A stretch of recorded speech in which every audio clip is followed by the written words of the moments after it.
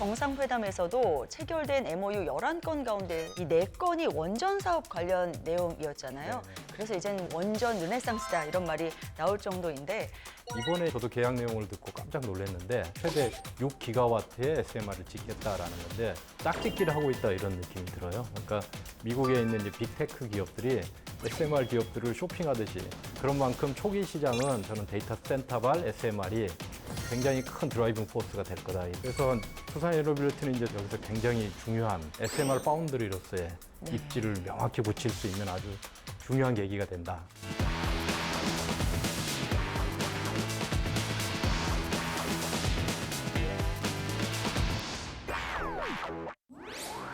진실은 숫자에 있고 재미는 해석에 있다. 보이는 팩트 뒤에 숨은 신박한 경제 이야기, 신박한 경제 토크 킥. 네, 저는 신박한 스토리텔러 송상은입니다. 안전하고 풍부한 제로 탄소 에너지로 가는 큰 걸음. 이 소형 모듈 원전, 이 SMR의 진심인 빌 게이츠가 테러타워의 차세대 원전 프로젝트 착공식 날 한 말인데요. 이 소형 모듈 원전은 어떻게 빅테크 기업들의 마음을 사로잡고 또 글로벌 에너지 판도를 흔드는 게임 체인저로 떠올랐을까요? 이 차세대 에너지 게임 체인저, 왜 SMR일까?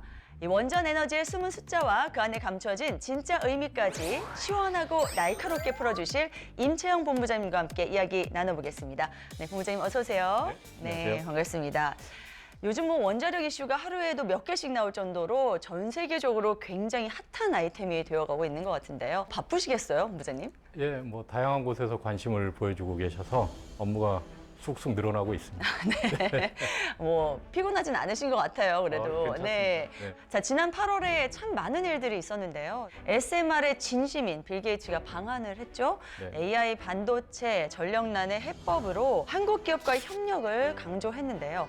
마이크로소프트나 이 아마존, 구글 같은 빅테크 기업들이 이 원전의 전력 구매 계약에 적극적으로 지금 나서고 있는 상황 속에서 SMR 시장이 어떤 중요한 동력으로 작용될 수 있을 것 같은데 어떻게 보시나요? 예, 당연히 그렇습니다. 지금 뭐 짝짓기를 하고 있다 이런 느낌이 들어요. 그러니까 미국에 있는 이제 빅테크 기업들이 SMR 기업들을 쇼핑하듯이 하나씩 둘씩 예를 들어서 오픈 AI 같으면 오클로, 뭐 아마존 같으면 엑스에너지, 마이크로소프트는 아예 빌 게이츠가 회사를 차렸고요. 네. 지금 짝짓기가 유일하게 안 돼 있는 기업은 메타밖에 안 남았습니다. 메타도 SMR 기업을 찾고 있고요. 네. 그러면서 이제 일반인의 관심으로 떠오른 거죠. 그런 만큼 초기 시장은 저는 데이터 센터발 SMR이 굉장히 큰 드라이빙 포스가 될 거다 이렇게 생각을 합니다. 왜냐하면 이제 이게 상식적으로 생각해 보면 데이터 센터라는 게 1년 365일 24시간 동안 안정적으로 서비스를 해야 되기 때문에 굉장히 안정적인 전기가 필요한데 또 사회에서 요구하는 건 탄소 배출이 없는 무탄소 전기를 생각하니까 그 조합이 SMR이 거의 유일하다라고 판단을 한 거죠. 그래서 이제 빅테크들은 다들 SMR 기업을 하나씩 아니면 또는 복수로 선정을 해서 이제 기술 개발을 밀어주고 투자를 하고 있는 상황이고요. 앞으로 어떻게 될 거냐? 네. 제가 보기에는 여기서 핵심은 누가 빨리 첫 번째 프로젝트를 성공적으로 완성하느냐입니다. 예를 들어서 애초에 약속한 기간 내에 원자로를 정상적으로 짓고 거기서 나온 전기가 안정적으로 공급이 되고 비용도 애초에 추산한 범위 안에서 충분히 프로젝트가 완성된다라는 걸 보여주면 아마도 다른 기업들은 고민 없이 그 SMR을 선택하게 될 거기 때문에 저는 거기에 아직도 우리나라에도 기회가 있다라고 생각합니다. 이 세계 에너지 시장이 전기의 시대로 진입하고 있다. 국제에너지기구 IEA 사무총장이 이런 말을 하면서 향후 10년간 에너지 수요가 6배나 빠르게 증가할 것이라고도 전망을 했습니다. 이 전력 수요가 실제로 어느 정도로 증가하고 있는지 좀 더 자세히 알려주시죠. 네, 통계를 말씀드리면 24년도에 전 세계에서 데이터 센터만으로 전력 소비가 415 테라와트 아워라는 게 소비가 됐는데 테라와트 아워라는 단위가 좀 익숙하지 않으실 것 같아서 네. 우리나라가 2024년도에 총 전력 판매량이 549 테라와트 아워입니다. 그러니까 얼추 우리나라 전체 전력 소비의 76% 정도를 데이터 센터용으로만 썼다. 그게 2030년에 가면은 뭐 추정에 따라 다르지만 데이터 센터를 위한 전력 수요가 945 테라와트까지 약 2배로 증가할 거다라는 전망을 하고 있습니다. 네. 그렇게 되면 우리나라 현재 24년도 전력 소비의 1.7배까지 증가하는 거죠. 굉장히 빠른 속도로 지금 전력 소비가 늘고 있다라고 말씀드릴 수 있습니다. 네, 그렇다고 이 전기를 안 쓸 수가 없겠고 이 문제들을 좀 해결하는 방법을 찾아봐야 될 텐데요. 그래서 그런지 이제 전 세계는 이 에너지 안보 경쟁에 돌입한 그런 모습입니다. 지난 8월 한미 정상회담에서도 체결된 MOU 11건 가운데 이 4건이 원전 사업 관련 내용이었잖아요. 네. 그래서 이제는 원전 르네상스다 이런 말이 나올 정도인데 이렇게 원전이 에너지 안보에 있어서 정말 필수 아이템이 된 이유가 무엇인지 그 가운데 오늘 저희가 집중적으로 살펴봐야 할 이 소형 모듈 원자로 이 SMR은 어떻게 차세대 게임 체인저로 떠오르게 됐는지 그 네. 과정을 좀 한번 설명해 주시죠. 네, 사실 그동안 이제 탄소 중립이 화두가 됐을 때 전 세계가 이제 태양광 풍력 같은 재생에너지를 집중적으로 확대하면서 왔습니다. 우리가 잘 아는 것처럼 변동성이 있다는 거죠. 전기는 24시간 내내 공급돼야 되는데 이것들이 이제 전기를 공급 못할 때는 그걸 대체해주는 수단이 필요했고 세계적으로 다들 주목했던 게 사실은 가스발전소였습니다. 네.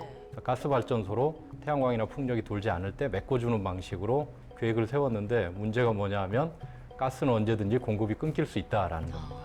네. 러시아 우크라이나 전쟁 때 전 세계가 체감을 했죠. 맞아요. 그래서 이제 기존에 생각하던 방식, 재생에너지 더하기 가스, 이걸로는 탄소 중립과 에너지 안보 가기가 어렵다라는 걸 이제 실감하게 돼서 뭐 좋든 싫든 원자력을 불가피하게 쓸 수밖에 없다라는 게 이제 원자력이 새롭게 다시 부각된 배경이라고 생각을 하고요. 네.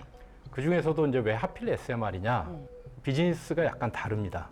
원자력 발전소라는 게 굉장히 큰 프로젝트이거든요. 대형 원전 하나를 지으려면 보통 투자비가 한 10조 원 규모, 와. 그다음에 건설 기간도 한 10년이 걸리기 때문에 네. 민간 투자자라고 생각하면 내 돈 10조 원을 10년 동안 묻어놓는다라고 생각하면 너무너무 투자 위험이 큰 비즈니스인 거죠. 네. 그래서 사실 미국을 제외하고는 전 세계적으로 대형 원전 비즈니스는 다 국가 주도로 이루어졌지 민간이 투자하기에는 너무 위험한 사업이었던 거예요. 그런데 이제 SMR은 생각을 해보면 그런 면에서는 약간 똑같은 원자로지만 차이가 있습니다.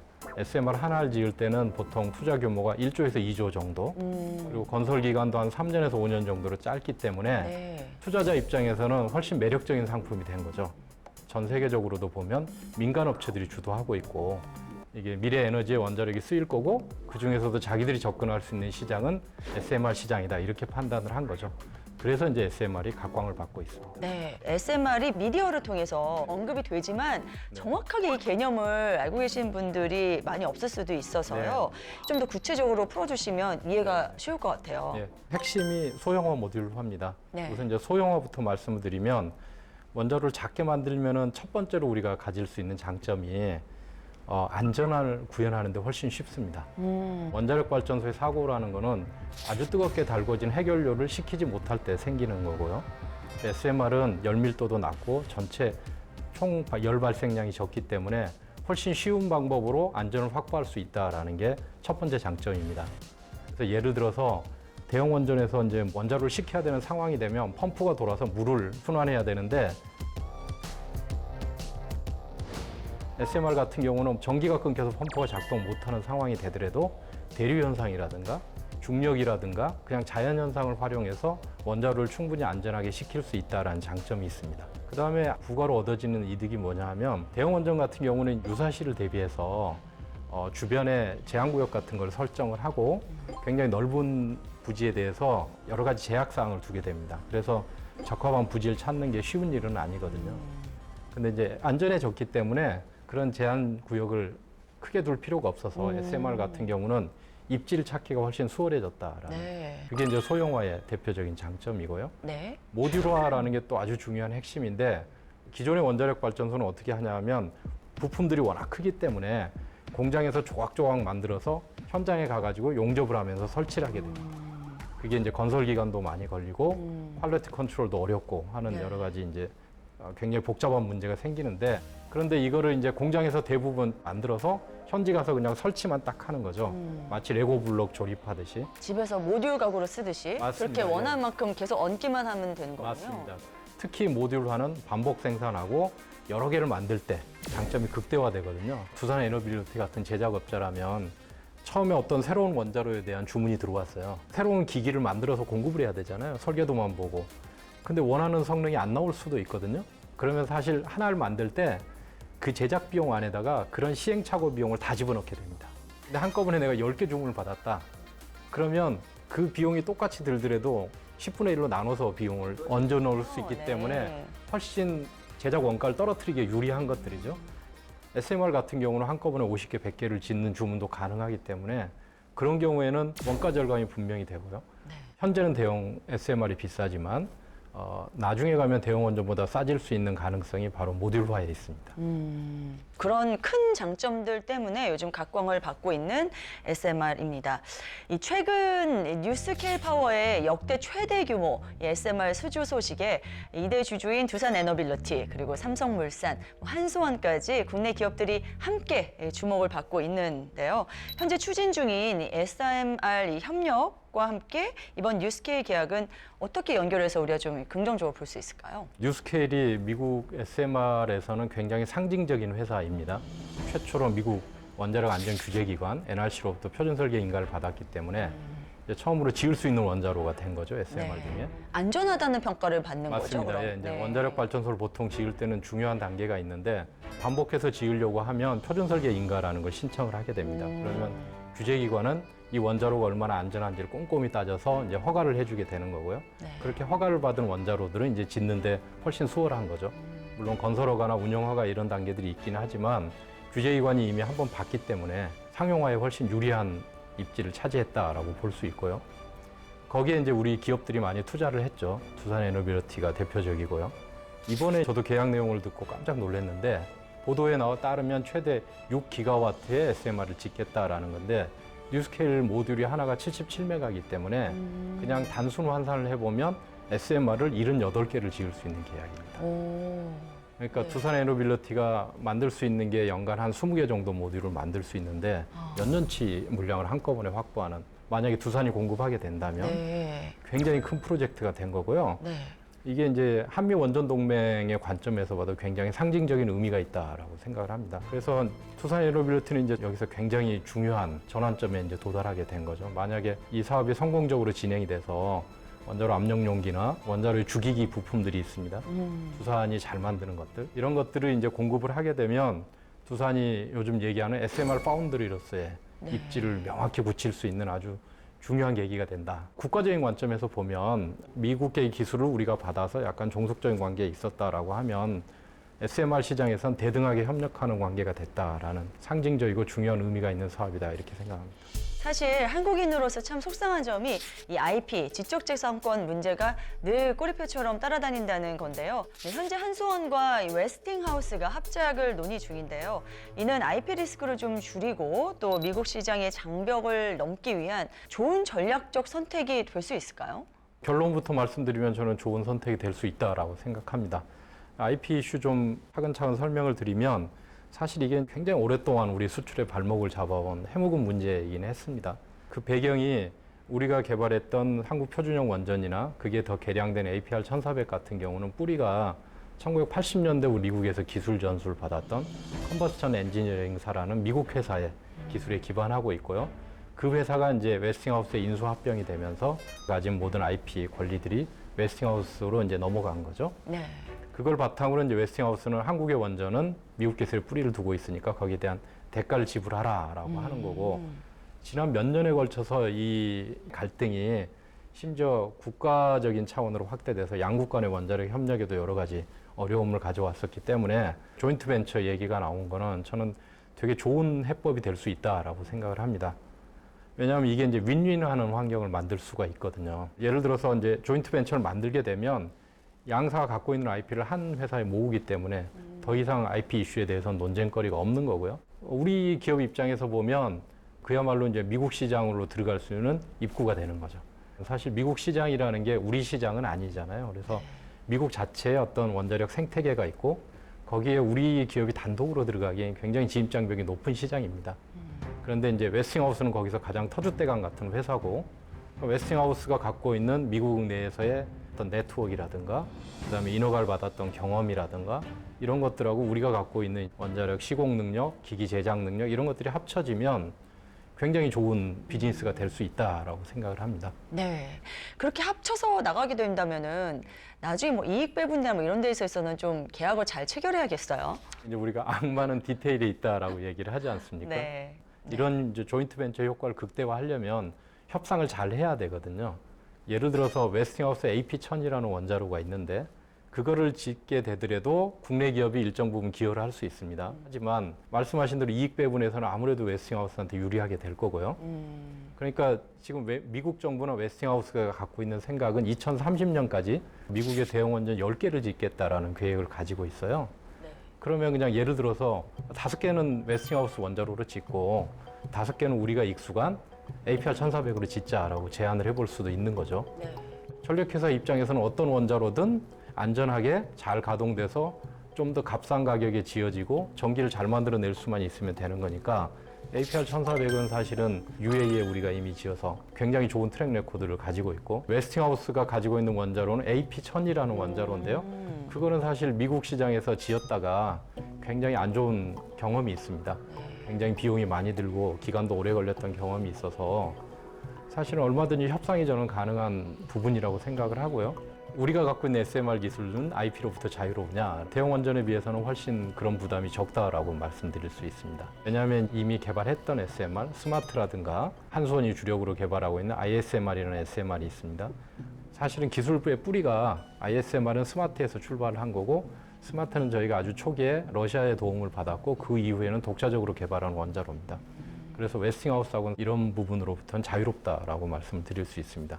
AI 시대의 상징으로 불리는 아마존의 소형 모듈 원자로 프로젝트, 그리고 또 미국 텍사스에서 추진 중인 AI 캔버스까지 지난 정상회담을 통해서 이 MOU를 맺고 또 한국 기업이 대거 참여를 할 예정이다. 이런 소식을 접해서 네. 우리나라 이제 명수인 상부하게 원자력 쪽으로 굉장히 파워를 갖고 있는 네. 그런 나라다. 이렇게 설 수 있을까요? 아마존 프로젝트에 관한 말씀을 좀 드리면 이거는 또 새로운 SMR이거든요. 우리가 이제 그동안 얘기했던 거는 경수형 SMR이고 이거는 이제 물을 쓰지 않는 또 새로운 4세대 SMR입니다.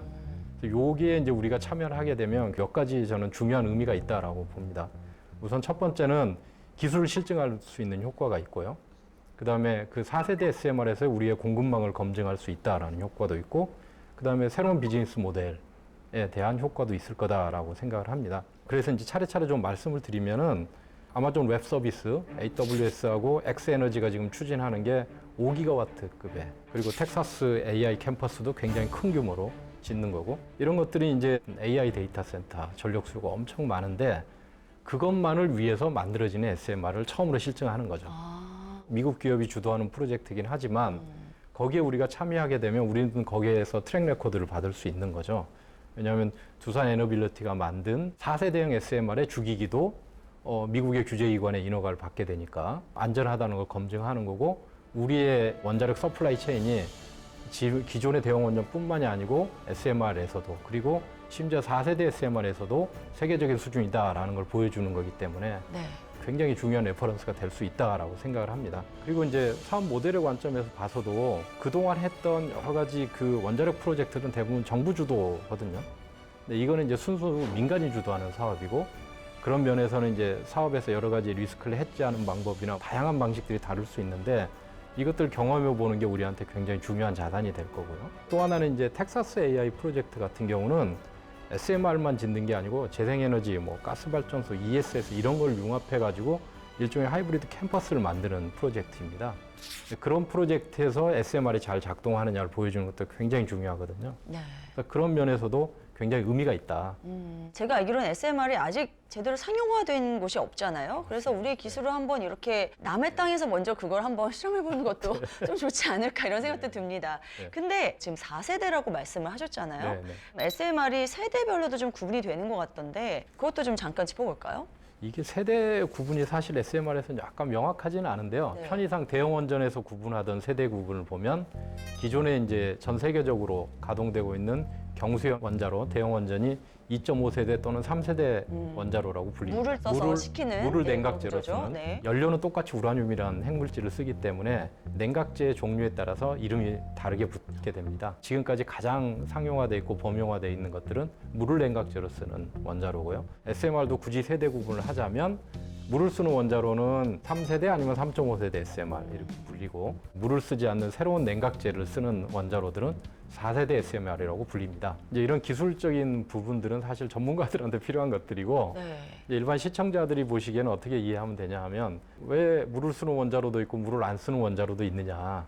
물을 쓰는 원자로가 제일 익숙하죠. 대형 원전에서 썼던 이미 입증된 기술들을 최대한 활용할 수 있기 때문에 짧은 시간 내에 상용화가 되고요. 규제기관의 인허가를 받기도 쉽고 개발도 수월한 거죠. 그런데 왜 하필 물을 안 쓰는 걸 만드느냐? 물을 쓰는 원자로가 가지고 있는 어떤 한계 때문입니다. 원자로 안에서 물은 끓으면 안 되거든요. 대기압 좋고 해서 100도씨에 끓지만 경수형 원자로에서는 압력을 굉장히 높여서 300도씨까지 물을 끓지 않도록 유지합니다. 근데 그 이상 높이기는 어려워요. 안전의 문제 때문에 물을 쓰는 원자로에서는 일반적으로 300도, 320도 정도가 올릴 수 있는 최대치입니다. 근데 이제 연력학에서 얘기하기를 온도가 높을수록 열 효율이 좋아요.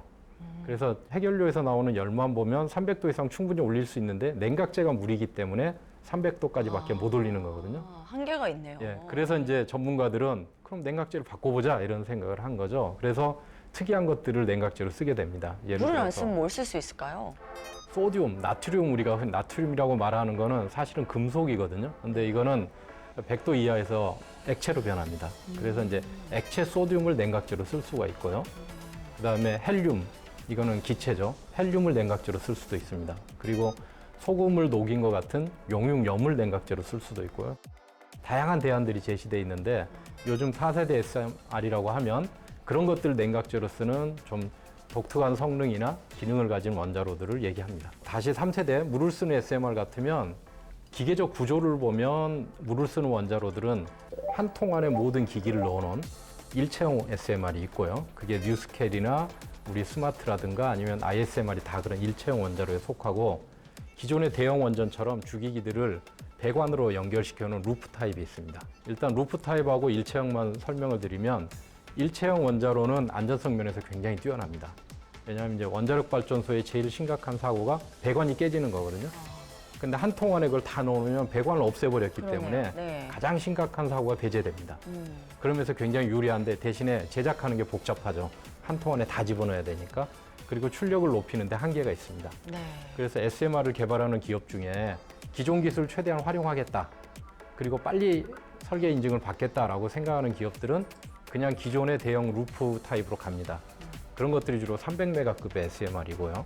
네. 일체형들은 뉴스케일 77메가, 스마트 110메가, ISMR 170메가 여기서 볼 수 있듯이 한 200메가 이상을 넘어가기가 어렵습니다. 당장은 루프형 SMR이 각광을 받을 수 있지만 중장기적으로 보면 일체형 SMR이 훨씬 원가를 절감한다거나 공기를 줄이는 데 유리하기 때문에 그 방향이 저는 훨씬 더 바람직한 방향이다 이렇게 생각을 하고 있습니다. 우리가 원자로는 세계적인 수준으로 굉장히 잘 만드는데 여기서 조금 안타까운 소식이 우라늄을 넣어야 되는데 우리나라에서는 나오지 않는다는 좀 안타까운 점이 있고 이게 러시아에서 거의 독점하다시피 하고 있잖아요. 이 문제가 결국 개발 속도에 좀 제동을 걸게 되진 않을지 이 부분도 좀 짚어보고 싶은데요. 아주 정확히 짚어주셨는데요. 사실 이게 이제 우리나라뿐만이 아니고 전 세계적인 화두이기도 합니다. 우라늄은 지하 자원이죠. 땅에서 캐는데 자연계에 존재하는 우라늄은 우라늄 235가 이제 핵분열에 쓰이는데 그 농축도가 0.7% 정도입니다. 근데 이제 그거를 대형 원전에 쓰려면 보통 5%까지 농축을 하게 됩니다. 근데 이제 SMR 같은 경우는 개발 목적에 따라서 농축도를 더 높여서 상업적으로 허용되는 최대 한도가 20%인데요. 20%까지 농축된 우라늄을 쓰기도 합니다. 그걸 이제 헤일류라고 부르는데 네. 지금 쟁점이 되는 게 전 세계적으로 헤일류를 톤 단위 상업적 규모로 제공할 수 있는 나라가 러시아밖에 없습니다. 현재는. 왜냐하면 그 시장이 없었기 때문에 농축 기술을 갖고 있는 다른 나라도 농축 설비를 거기에 맞춰서 준비를 안 해놓은 것들이죠. 우리가 원자로를 개발했는데 여기에 장전할 핵연료가 없으면 어떡해? 이런 문제가 생긴 거죠. 그렇죠. 이게 이제 우리나라만의 문제는 아닙니다. 그래서 미국을 중심으로 해서 서방 세계 국가들이 러시아로부터 독립적인 헤일류 공급망을 구축하려고 노력을 하고 있고요. 우리나라도 당연히 거기에 동참하고 있습니다. 그래서 이제 대표적인 게 미국의 에너지부가 많은 자금을 들여가지고 미국의 기업에다 투자를 했어요. 센트러스라는 미국 기업에서 새로운 농축 기술을 개발하고 있는데 상당한 규모의 기술을 실증한 상태입니다. 그리고 앞으로 이제 수년 내에 약 6톤의 이건 이제 상용 규모거든요. 상용 규모의 헤일류를 이제 생산할 공장을 짓겠다라고 하는데 거기에 이제 우리 한수원이라든가 포스코 인터내셔널이라든가 이런 기업들이 투자할 거냐를 가지고 최근에 협력 양해각서도 맺고 논의가 진행되고 있는 상황입니다. 그래서 이 헤일류라는 게 특히 4세대 SMR 시장에서는 굉장히 중요한 관건이 될 것 같다라는 게 이제 한 측면이고요. 네. 또 다른 측면에서 보면 이 헤일류 이슈가 아주 역설적으로 우리한테는 기회가 될 수도 있습니다. 그런가요? 왜냐하면 20%까지 농축하는 설비가 전 세계적으로 이제 충분히 준비가 돼 있지 않기 때문에 우리도 직접 우리 땅에다 농축 시설 지어서 헤일류를 생산해 보겠다라고 얘기해 볼 수가 있는 거죠. 기존에는 우리는 못했나요? 예, 이제 우리나라는 원래 이제 원자력 분야에서 농축이라든가 사용 해결료를 재처리하는 기술은 핵무기로 연결될 수 있기 때문에 국제적으로 굉장히 민감하게 통제되는 기술이고요. 그래서 이 농축도가 20%가 최대라고 하셨는데 그 이상 되면 이게 정말 무기화 위험성을 이야기하는 거죠. 맞습니다. 이제 네. 보통 우라늄의 농축도를 이제 세 개의 단계로 나누는데 5% 미만, 그다음에 20% 미만, 그 이상. 이제 사실 핵무기로 쓰는 것들은 90% 이상의 고농축 우라늄들인데 20% 이상이 되면 상업적으로 유통이 되지 않습니다. 그래서 네. 전 세계 상업적 유통은 한계가 20%고요. 그래서 사실 SMR도 20%짜리를 타겟해서 개발하고 있는 것들이고요. 순전히 상업적인 관점에서 그리고 우라늄 공급망의 안보 확보의 측면에서 우리는 주장을 해볼 수 있다라는 거죠. 왜냐하면 우리가 이미 20개에서 30개 가까운 원전을 앞으로 이제 짓게 되면 가동을 하게 될 거고 우라늄의 안정적인 확보는 우리나라로서도 굉장히 중요한 화두입니다. 그런 주장이 그 어느 때보다도 충분히 설득력이 있는 상황이다. 이렇게 말씀을 드릴 수 있고요. 또 하나는 이제 사용 해결료를 재처리하게 되면 이제 플루토늄이나 이런 물질들이 나오게 됩니다. 이것들도 사실 헤일류 대신에 4세대 SMR에 쓸 수 있는 물질이 돼요. 헤일류가 부족한 상황에서의 대체가 될 수 있는 방안도 될 수 있기 때문에 네. 이런 것들을 설득력 있게 잘 얘기하면 농축이나 재처리에 관한 기술, 그다음에 권한을 확보할 수 있는 좋은 기회도 될 수 있을 거다 이렇게 생각합니다. 이 우라늄 공급망 위기를 기회로 잘 이렇게 좀 풀어나가기를 기대해 보겠습니다. 그런데 이런 공급망 위기 말고 이 SMR 상업화에 있어서 가장 앞서 있는 나라는 어느 국가라고 보시는지요? 상업적으로 가장 앞서 있는 나라는 사실 의외라고 생각하실지 모르지만 중국하고 러시아입니다. 또 중국인가요? 네. 중국은 정말로 원자력 기술이 발전하고 원자력에 투자하는 것을 지켜보고 있으면 무시무시합니다. 대형 원전도 뭐 이미 한 30개 가까이를 동시에 짓고 있고 앞으로 5년 내에 미국을 제치고 전 세계에서 가장 원전을 많이 운영하는 국가가 될 거고요. 역시 양으로 또 승부하는군요. 네. SMR 같은 경우도 이미 4세대 SMR이라고 말하는 가스형 원자로 X에너지가 만들고 있던 것 같은 그런 원자로를 이미 완공을 해서 가동을 하고 있습니다. 네. 중국 산동반도에 2기를 지어서 가동을 하고 있고요. 21년도에 처음으로 가동을 시작했고 23년도에 상업운전을 시작해서 이미 경험을 쌓고 있습니다. 한 가지 말씀드리고 싶은 게 왜 우리나라의 원자력 시장 그리고 SMR 기술이 세계 시장에서 기회가 있느냐. 정말로 다행스럽게 원자력이라는 기술이 일반 기술하고는 약간 다릅니다. 네. 미국의 원전을 중국이 지어서 공급하기는 굉장히 어렵습니다. 그리고 유럽도 비슷한 상황이고요. 그래서 세계적으로 가장 큰 시장인 미국과 유럽 시장에서는 중국과 러시아가 배제되어 있는 상황이거든요. 그래서 중국과 러시아를 빼고 나면 우리나라가 기술력 면에서는 거의 선두에 있다라고 볼 수 있기 때문에 우리나라의 대형 원전 그리고 나아가서 SMR도 충분한 기회가 있다 이렇게 말씀드릴 수 있습니다. 네. 자, 앞으로 이 소형 모듈 원자로 이 SMR은 단순한 발전소를 넘어서 국가 에너지 패권을 좌우하는 전략 무기가 될 것 같은데요. 앞으로 좀 더 나아가려면은 어떤 생태계를 구축해 가는 것이 좋을지 마지막으로 좀 정리해 주시기 바랍니다. 제일 중요한 게 이제 국내에서 뭔가를 할 수 있어야 됩니다. 그동안 전 세계적으로 원자력 산업이 지지부진했던 이유를 말씀드리면 대형 원전 같은 경우는 상업적으로 꾸준히 이어가기 굉장히 힘든 구조를 가지고 있고요. 그래서 다들 SMR을 민간 사업으로 추진하고 있는 거고 그동안 원자력 기술 탄탄히 쌓았던 나라들을 보면 국가가 주도해서 원자력 산업을 꾸준히 육성해 왔던 나라들입니다. 러시아도 그랬고 중국도 그렇고 우리나라도 그렇고 저는 이러한 기조가 이제 유지돼야만 우리나라 원자력 산업이 뭐 조선이나 반도체처럼 새로운 수출 산업으로 성장할 수 있다라고 보고요. 쉽게 생각해 볼 수 있는 게 국내 건설과 운영을 통한 내수 산업, 그리고 그 기술과 트랙 레코드를 바탕으로 한 해외 수출. 이것들이 병행해서 간다면 우리나라 원자력 산업이 정말로 효자 산업이 될 수 있다. 이렇게 생각합니다. 자, 작지만 강력한 원전, SMR. 이제 단순한 발전소가 아니라 국가의 미래 에너지 전략을 좌우하는 게임 체인저로 자리 잡고 있는데요. 우리나라가 이 소형 모듈 원전 SMR을 통해서 안전하고 깨끗한 에너지 시대의 선두주자가 되기를 기대해 보겠습니다. 차세대 에너지 게임 체인저, 왜 SMR일까? 글로벌 에너지 판도를 바꾸는 SMR의 거대한 물결을 신박하고 날카로운 통찰로 풀어주신 임채영 부무장님과 함께 이야기 나눠봤습니다. 오늘 말씀 정말 고맙습니다. 네, 감사합니다. 신박한 경제 토크 킥! 다음 주에도 숫자는 진지하게, 해석은 신박하고 재밌게 더 놀랍고 신박한 경제 이야기로 돌아오겠습니다. 감사합니다.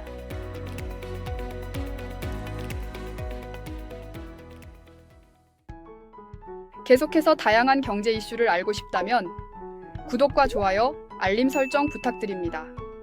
AI 캐스터 권미정이었습니다.